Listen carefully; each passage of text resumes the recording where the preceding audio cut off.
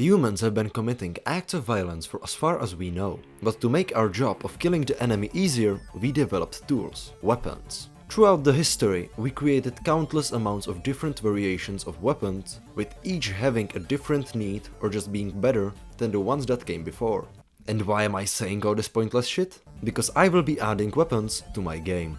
For those that are new here, I'm working on a roguelike game. In the last video, I worked on the starter area and bunch of other stuff. Currently, I have made 3 playable characters, 3 enemies, functioning inventory system, room generation, the starter area, NPC interaction, lootable chests, minimap that only works for generated floors, and a singular usable weapon and a potion. Whenever you choose your character in my game, you are given a basic attack and 3 abilities. The way I set up my inventory system is that when you equip a weapon, you gain another ability that is different for each weapon. For example, the first weapon I made was the spear. When used, you throw the spear in the given direction. It pierces through enemies, does damage, and after hitting a wall, it bounces back and lands on the ground. If you want to use it again, you have to pick it up. The problem is that at the time when I started working on this video, I only had the spear. The main characteristic of a roguelike is that every run should be somewhat different. If your abilities stay the same the entire time, it could get bland after a few runs. For that reason, I made 2 new weapons for each character. But before I show the weapons I added, I will show some other changes I had made. First of all, I said that every character has 3 basic abilities, but the truth is that I have been neglecting one of the characters throughout the entirety of development of this game, that being the mage. I made him choosable, gave him some basic working animations, but I never gave him any functioning abilities except his basic attack. I want the mage to be a slow-moving glass cannon that can deal a shit ton of damage. So to make it simple, what is the most known magic ability ever? Fireball! It would make sense to add a cast for some abilities, but standing still is boring. So I decided that to summon a fireball you will have to hold right click. Whilst holding, you are slower, but the longer you hold it, the bigger it gets, which means more damage. It looks something like this. I don't know if I want to keep it as a projectile or if I want to make it explode, though that sounds like a problem for future me.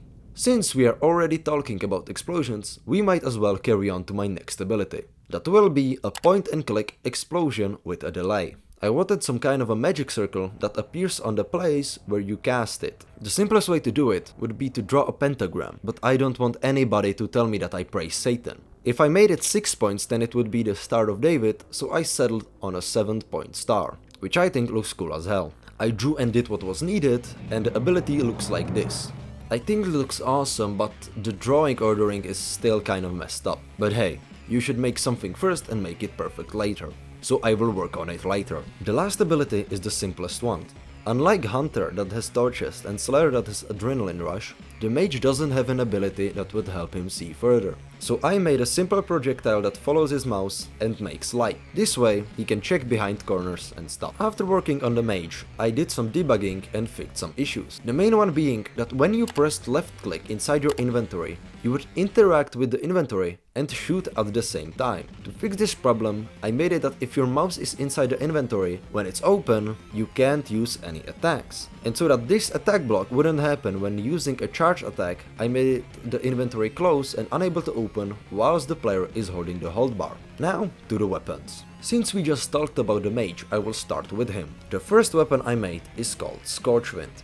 As I said, the mage is a glass cannon. So the Scorchwind acts somewhat as a pepper spray for whenever an enemy gets too close. When used, the Scorchwind sends out a burst of sparks and a gust of smoke that damages enemies in a small area. When designing this weapon, my idea was that it would slow down enemies, but the thing is that such an effect would probably work better with an ice weapon. So I made the damage area small and I plan on making the damage big. So don't mind the numbers that pop up now. I just entered random amounts. I will change the damage once I actually balance these weapons. By the way, if you have anything you think I could do better, or you have anything to say, even if it is negative, please tell me in the comments. I try to read every single one. Thanks. Second weapon is the Living Blade. Even though it's a sword, this weapon is actually used by the mage. And it is one of the more complex weapons I made, because there are 2 ways you can use it. If you hover your mouse over your character, when Living Blade is equipped, an arcane circle appears, which indicate that the weapon will be used on you.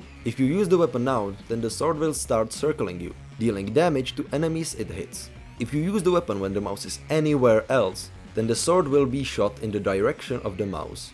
If it hits an enemy, then it will deal damage and start circling around the enemy. Using it this way makes the damage output higher for the trait that you can miss your shot. With that, we move on to the next character, that being the Slayer. The third weapon I will be showing today is the Zweihander. Its ability allows you to swing the sword round and send out a projectile. Right now the projectile does not despawn, but I plan on making it short range, since hey, it looks cool but it's still a fucking sword. Also, I think that the visuals I did look the best out of all the weapons in this video. Part I like the most is that there's a small yellow line that shows that the point of the sword is being dragged over the ground. The fourth weapon I made is the Rapier. It allows the player to dash in the direction of the mouse, dealing damage to the enemies your rapier goes through. After getting far enough or hitting a wall, the dash stops. As you can see, a blue marker is left at the position your character was before the dash. It's there for a reason, because you can recast afterwards, which will make you dash to your original position. Unless there's something in the way, like a wall. Right now you can dash back from quite the distance. I plan on adding a time window for when you actually can recast, but that's something I will add later. It might not seem like it, but this weapon took the longest time to make because of collision. Having to block regular movement whilst in the dash and bunch of other stuff. I wouldn't say that it is that complicated, it's just that it's something different than anything I did before. And I'm glad I challenged my knowledge, because I feel like I learned a lot from making the rapier. Because of this, I plan on remaking the dash ability the Slayer has already, making it something similar to the rapier instead of the teleport it is now. After this comes the last two weapons. For the Hunter. The fifth overall weapon I made is the Primal Bow. When used, it shoots an arrow into the sky that falls down to the position of the cursor when the ability was cast. When the arrow hits the ground, it creates a circle that deals AoE damage. Not much to say about this bad boy, since compared to the behemoths that Rapier and the Living Blade are, making of this weapon was a walk through the park. And the last weapon I made is the Swift Repeater. The Repeater crossbow is supposed to look like this. It's supposed to have this magazine on top, but drawing that is a pain in the ass. So I decided to make it look like a regular crossbow whilst keeping the cool ass name. When you use the ability of the Swift Repeater, you shoot 5 times in succession in the direction of the mouse. I don't care what anybody says, I love this fucking weapon. The string movement is too fucking clean. Though I'm planning on remaking the icon, since the background looks kinda meh.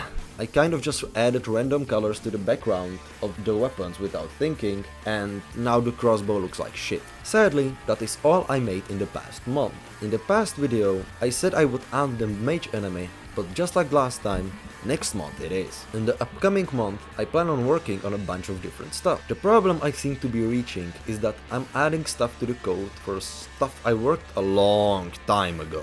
And that old code is messy, but also made when I had a lot less experience. I'm mainly talking about the Hunter code, because that shit is a fucking mess. Which means that I might somewhat revert the abilities for Hunter and Slayer, as I said with the dash. Though I don't know what to do with the Hunter yet. The main thing I will be working on is what happens when you enter the dungeon in-game for the first time. It will be a tutorial of sort. I still have to make what I want out of it clear for myself, so you can expect the next video to be a little bit of a surprise. By the way, Miss Luffy1313 commented of my last video that I should add a shooting range to my game, which kind of reminded me that I should add a tutorial. I'm really glad for this comment, like, I love you. I might add a shooting range that you will be able to go to after your first run, because right now when you go into the starter area, the right side from the town is blocked. It's blocked because that's the place where the necromancer is supposed to live. But I might make it that there's a necromancer and also like a retired fighter, and you will be able to shoot into the dummies that I made and showed in this video. So thank you. Anyways, that's all from me. Don't forget to comment, likes, subscribe, and thank you for watching till the end. Peace.